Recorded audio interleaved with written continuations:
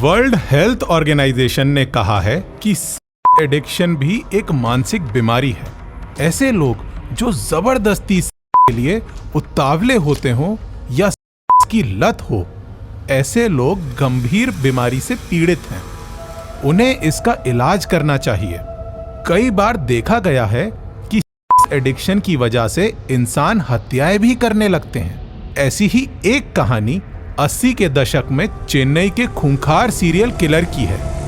वो एडिक्शन की वजह से राह चलती लड़कियों को किडनैप करता था और के बाद बेरहमी से हत्या कर उनकी डेड बॉडी जलाकर उनकी राख को बंगाल की खाड़ी में बहा देता था। चेन्नई में दहशत बढ़ने लगी थी।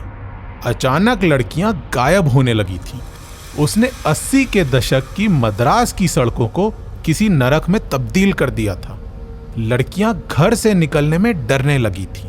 फिल्मों का शौकीन एक पेंटर जिसने ऑटो चलाया, शराब और लड़कियों की सप्लाई की और जब इतने से मन नहीं भरा तो खुद एक सीरियल किलर बन गया।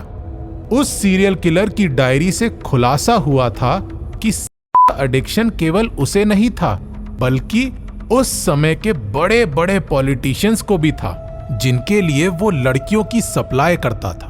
उसकी डायरी में इतने राज दफन थे कि सिस्टम को डायरी को ही जलाना पड़ा था।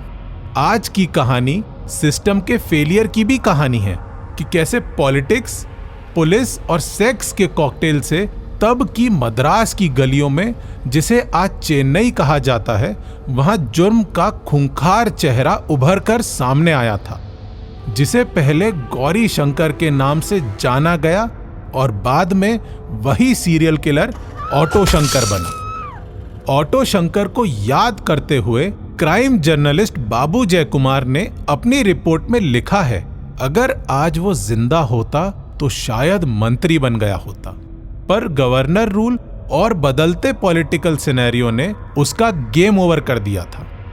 वो एक ऐसा क्रिमिनल था कि तब के तमिलनाडु के गवर्नर पीसी अलेक्जेंडर को स्पेशल इन्वेस्टिगेटिव टीम का गठन करने का आदेश देना पड़ा था। आखिर कैसे एक गरीब painter Gauri Shankar serial killer और पावरफुल कनेक्शन वाला ऑटो शंकर बना था? कैसे उसने मद्रास की सड़कों को नरक में तब्दील कर दिया था? उसकी हैवानियत के खत्म होने का किस्सा कहां से शुरू हुआ था? इन सभी राज से पर्दा उठाने के लिए आज के एपिसोड में हम सीरियल किलर ऑटो शंकर की फाइल को रीओपन करेंगे। इस कहानी की शुरुआत साल 1955 से होती है। तमिलनाडु के वेल्लोर जिले में एक लड़के का जन्म हुआ। उसके माता पिता ने उसका नाम गौरी शंकर रखा। घर की फाइनेंशियल हालत बहुत अच्छी नहीं थी। बचपन से ही गौरी शंकर छोटे मोटे काम करने लगा था।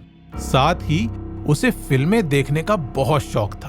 वो बॉलीवुड का नहीं बल्कि कॉलीवुड का फैन था। जब वो बड़ा हो रहा था तभी उसे किसी ने कह दिया था, कॉलीवुड में काम मद्रास में मिलता है, पूरा कॉलीवुड मद्रास से ही चलता है। इसी बात को मन में बिठाकर गौरी शंकर बड़े होने के बाद मद्रास की सड़कों में पहुंचा। मद्रास वो फिल्मों में काम की तलाश करने आया था। इसके लिए उसने बहुत सी कॉलीवुड की फिल्में भी देखी थी। उन फिल्मों में गौरी शंकर को विलन का किरदार बहुत पसंद आता था, इसीलिए वो भी कॉलीवुड का विलन बनना चाहता था। इस दौर के मद्रास को सपनों का शहर भी कहा जाता था। तमाम यूथ यहाँ काम की तलाश में आया करते थे। कुछ समय बाद गौरी शंकर को एहसास हो गया कि उसे फिल्मों में काम नहीं मिलेगा। अब उसे किसी काम की तलाश थी जिसकी वजह से उसकी रोजी रोटी चल सके। बचपन से ही उसके पास पेंटिंग का गजब का हुनर था।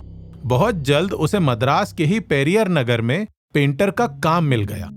वो मन लगाकर अपना काम करने लगा। उसे काम में मजा तो आ रहा था, पर इस काम में उसे अच्छे पैसे नहीं मिल पा रहे थे। वो जैसे तैसे गुजारा कर रहा था और पेरियर नगर में ही रहने लगा था। उस दौर के मद्रास की तस्वीर कुछ अलग थी। इतनी घनी आबादी नहीं हुआ करती थी। आज जिस जगह को तिरुवनमयूर नाम से जानते हैं, वो उस दौर में सुनसान मछली पकड़ने का अड्डा हुआ करता था।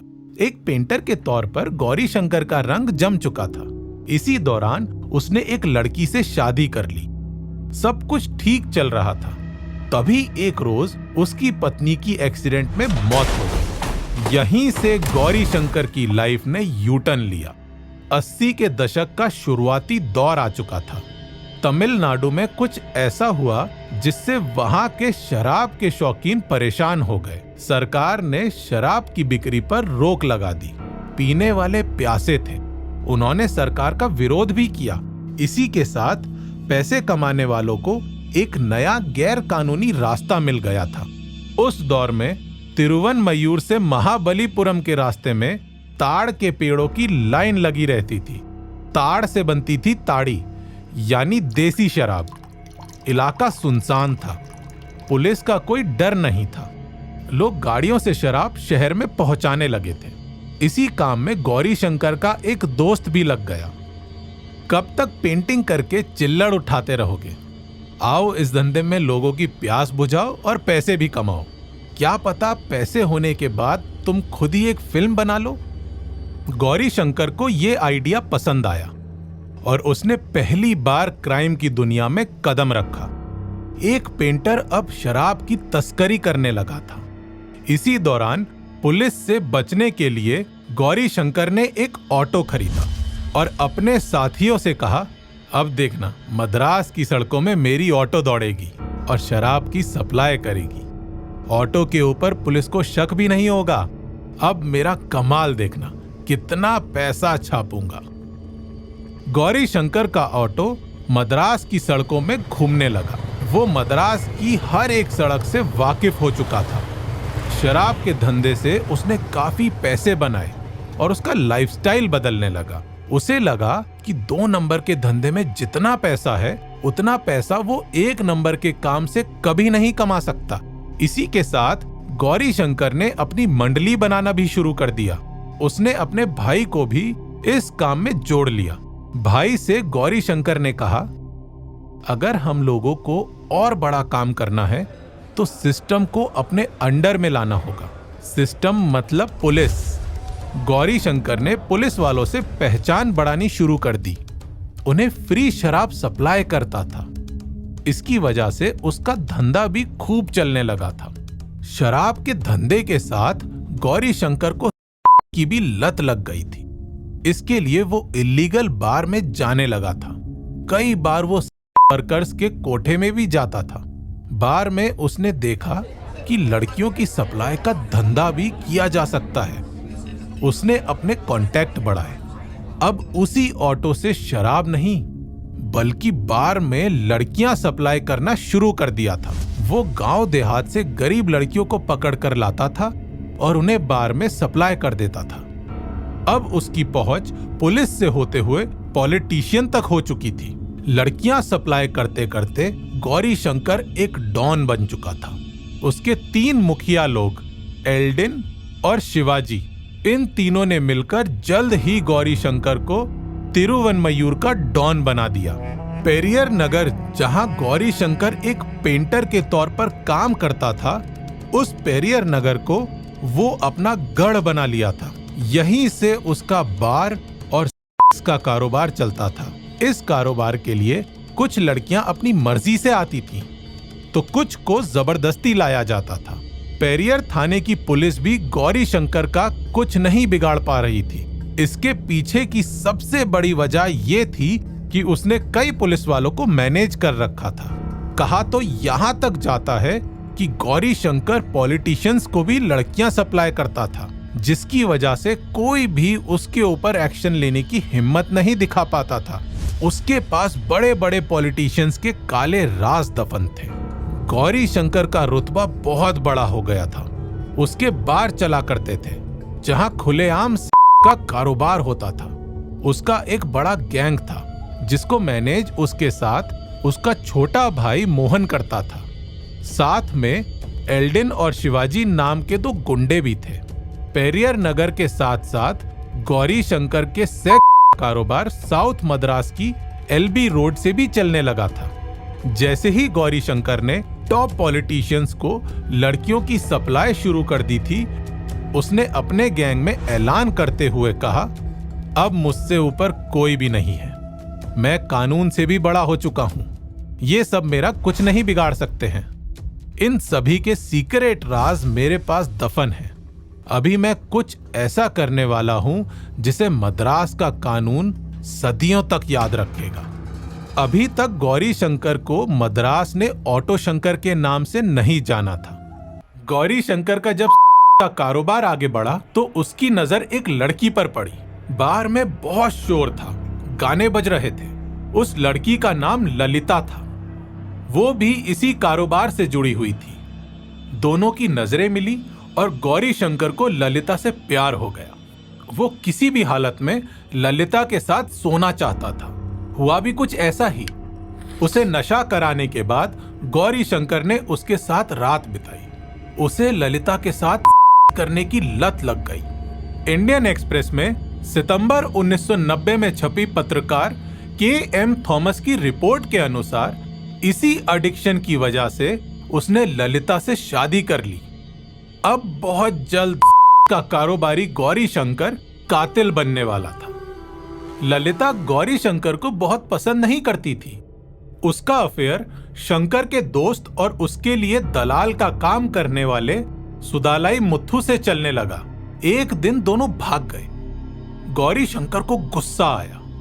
जिस्म बेचने के धंधे में उसकी नाक कट चुकी थी। शंकर बौखला गया। उसने पूरे मद्रास में ललिता की तलाश की। उसने दोनों को रंगे हाथ पकड़ लिया था। फिर उन दोनों को बंदी बना लिया। अक्टूबर 1987 की एक रात शंकर ने पेरियर नगर वाले घर में ललिता को जमीन पर पटक दिया। उसके कपड़े फाड़े, उसके साथ किया और उसके सर को जमीन में 10 बार पटका। ललिता चीखते चीखते मर गई। तुरंत कुछ देर बाद शंकर ने ललिता के बॉयफ्रेंड को भी कटार से काट दिया। इस तरह शंकर ने पहली बार डबल मर्डर को अंजाम दिया था। उसने दोनों लाशों को पेरियर नगर में ही सीमेंट से दीवार में चुनवा दिया। ललिता और सुदालाई मुथु की तलाश करते जब उनका रवि नाम का दोस्त शंकर के पास पहुंचा और शंकर से सवाल करने लगा तो शंकर को गुस्सा आया और शंकर ने रवि की भी हत्या कर दी। रवि की लाश को जलाकर शंकर ने उसकी राख को समुंदर में फेंक दिया था। अब तक शंकर 3 मर्डर कर चुका था। साल 1988 का दौर था। इन 3 मर्डर्स के बाद शंकर हैवान बनता जा रहा था। देखते ही देखते मद्रास की सड़कों से लड़कियां गायब होने लगी थी। पहले केस में बताया गया लड़की के पास ऑटो आकर रुका, उसी ऑटो में उसे किडनैप कर लिया गया। दूसरे केस में भी पुलिस को बताया गया ऑटो आकर रुका और लड़की को किडनैप करके ले गया। ऑटो की कहानी पुलिस के बीच फेमस हो रही थी। तभी एक एक करके कुल 9 लड़कियों के पेरेंट्स पुलिस स्टेशन पहुंचे। सभी स्टेशन में हल्ला करने लगे। पुलिस स्टेशन पहुंचे लोगों ने शक जताया कि उनकी बच्चियों का अपहरण ऑटो में ही हुआ है। पुलिस को अंदाजा था, पर उन्होंने टालते हुए कहा, आजकल यहां लोगों के पास दहेज देने का पैसा नहीं रहता है, तो वो लोग बेटियों को बेच देते हैं।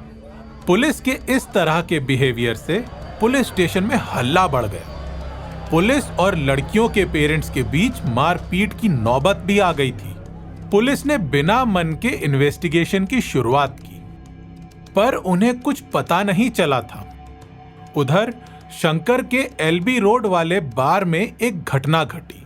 3 लड़कों ने शंकर से कहा, तुम कमाल के हो, एक अरेंजमेंट कर दो ना, इस लड़की को हमारे साथ बाहर घूमने भेज दो, कुछ देर में वापस आ जाएंगे।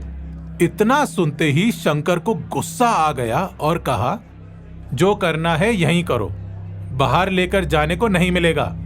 ये सब मेरी पर्सनल प्रॉपर्टी हैं, मैं इन्हें मोटी रकम देता हूं, ज्यादा किया तो यहीं मार दूंगा। शंकर के इस रवैये की वजह से तीनों लड़के भी उससे बहस करने लगे। बात आगे बढ़ी। शंकर ने सभी के सामने लोहे के रॉड से तीनों लड़कों की पिटाई शुरू कर दी। लोग देख रहे थे। शंकर चाहता था कि उसकी ये दहशत लोगों के मन में भर जाए। उसने आधे घंटे तक लड़कों को रॉड से मारा। सभी के सामने शंकर ने 3 लड़कों के सर पर रॉड मारकर उनकी हत्या कर दी। तीनों को मारने के बाद शंकर ने कहा, जो भिड़ेगा उसका यही हश्र होगा। तीनों की बॉडी को ऑटो में डालकर पेरियर नगर ले चलो। शंकर ने तीनों लड़कों की बॉडी को भी पेरियर नगर में दफन कर दिया। शंकर को दिन दहाड़े मर्डर करते आम लोगों ने देखा था। ये बात भी पुलिस के कानों तक पहुंच चुकी थी। पुलिस के कुछ गंदे राज भी शंकर के पास थे, इसीलिए वो भी बचती हुई नजर आ रही थी। दिसंबर 1988 की एक देर शाम एक ऑटो लड़की के बगल में रुका। 2 लोगों ने उसे अगवा कर ही लिया था कि लड़की ने दोनों की आंखों में कुछ फेंक दिया। लड़की चलते ऑटो से कूद गई और हल्ला करने लगी। भागते भागते वो लड़की सीधे पुलिस स्टेशन पहुंची और कहा, सर, एक ऑटो वाले ने मुझे उठाने की कोशिश की। वो 3 लोग थे, एक ड्राइव कर रहा था और बाकी 2 लोग मुझे किडनैप करने की कोशिश कर रहे थे। वो तो मेरी किस्मत अच्छी थी, मैं भाग निकली। पुलिस ने पूछा, तुमने उस ऑटो में कुछ और सुना? लड़की ने जवाब दिया, वो लोग एक नाम बार बार ले रहे थे, ऑटो शंकर। अब पहली बार पुलिस को ऑटो से किडनैप करने वाले का नाम पता चला था। ये नाम था ऑटो शंकर का। गौरी शंकर इस तरह ऑटो शंकर बन चुका था। उसने ना जाने कितनी लड़कियों का अपहरण किया था। 9 लड़कियों की रिपोर्ट पुलिस स्टेशन में दर्ज हो चुकी थी। अब तो पुलिस के सामने नाम भी आ चुका था। 9 लड़कियों के घर वालों ने भी ऑटो शंकर के ही ऊपर शक जताया। मीडिया के जरिए दुनिया को भी ऑटो शंकर की कहानी पता चलने लगी थी। इसी वक्त तमिलनाडु की पॉलिटिक्स में उथल पुथल चल रही थी। राज्य में गवर्नर रूल लगा दिया गया था। उस वक्त स्टेट के गवर्नर पीसी अलेक्जेंडर थे। गायब हुई लड़कियों के परिवार वाले सीधे गवर्नर पीसी अलेक्जेंडर के पास पहुंच गए। उनसे कहा, कई महीनों से हमारी लड़कियां गायब हैं। उन्हें ऑटो में किडनैप किया गया है। पुलिस कुछ नहीं कर पा रही है। गवर्नर अलेक्जेंडर ने इस केस के लिए एक स्पेशल टीम बनवाई। आरी नाम का एक पुलिस ऑफिसर इस केस में स्पेशली तैनात किया गया, क्योंकि वो शंकर को पर्सनली जानता था और उसकी आदतों से भी वाकिफ था। स्पेशल टीम ने ऑफिसर आरी से कहा, अब पूरी जिम्मेदारी तुम्हारे ऊपर है।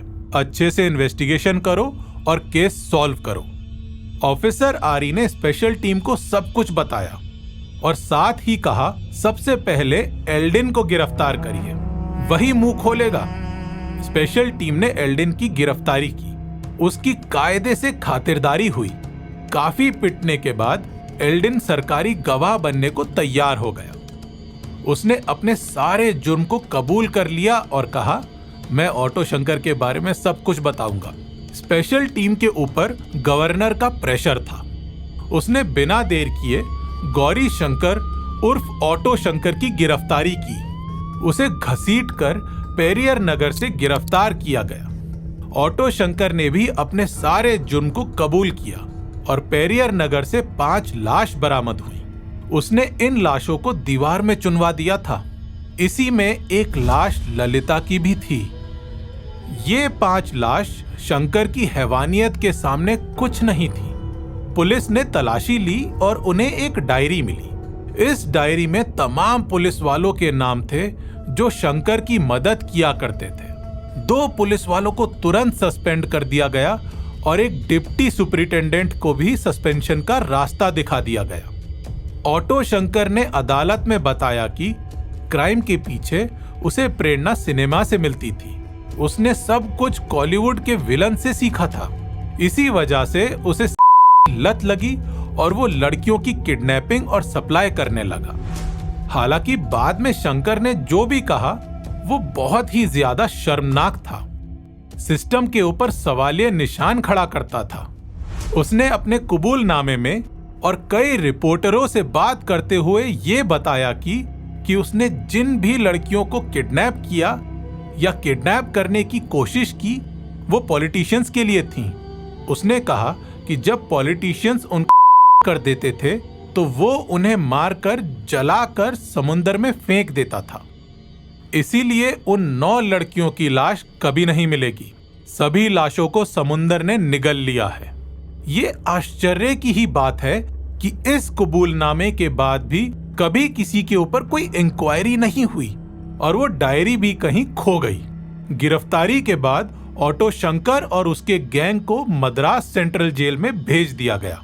उस जेल से भी शंकर के भागने में मदद 3 जेल वार्डन ने की थी और वहां से शंकर अपने साथियों के साथ फरार हो गया था। बाद में तीनों जेल वार्डन को 6-6 महीने की सजा दी गई और शंकर के साथ उसके साथियों की गिरफ्तारी भी हो गई। जेल से भागने की वजह से शंकर की सजा में छूट के सभी रास्ते बंद हो गए। सीरियल किलर ऑटो शंकर को सेशन कोर्ट की तरफ से फांसी की सजा सुनाई गई। हाई कोर्ट और सुप्रीम कोर्ट ने भी उसकी सजा को कायम रखा। उस वक्त राष्ट्रपति की कुर्सी में शंकर दयाल शर्मा बैठते थे। शंकर ने उनके पास माफीनामा भेजा। प्रेसिडेंट ने माफीनामे पर सिग्नेचर करने से मना कर दिया। मर्सी प्ली के रिजेक्ट होने के कुछ ही दिन बाद अप्रैल 27, 1995 को सालेम जेल में गौरी शंकर उर्फ सीरियल किलर ऑटो शंकर को फांसी पर लटका दिया गया। ये थी कहानी सीरियल किलर ऑटो शंकर की, जिसने एक दौर में मद्रास की गलियों में लड़कियों का बेखौफ चलना मुश्किल कर दिया था। सड़क में दौड़ने वाली ऑटो को इसने हवस और मौत की गाड़ी में तब्दील कर दिया था। सिस्टम के फेलियर और पावर के गंदे खेल की वजह से ना जाने कितनी लड़कियों का फ्यूचर तबाह हो गया था। ये केस हम लोगों को सोचने पे मजबूर करता है कि कई बार सिस्टम की वजह से ही ऑटो शंकर जैसे दरिंदों को ताकत मिलती है।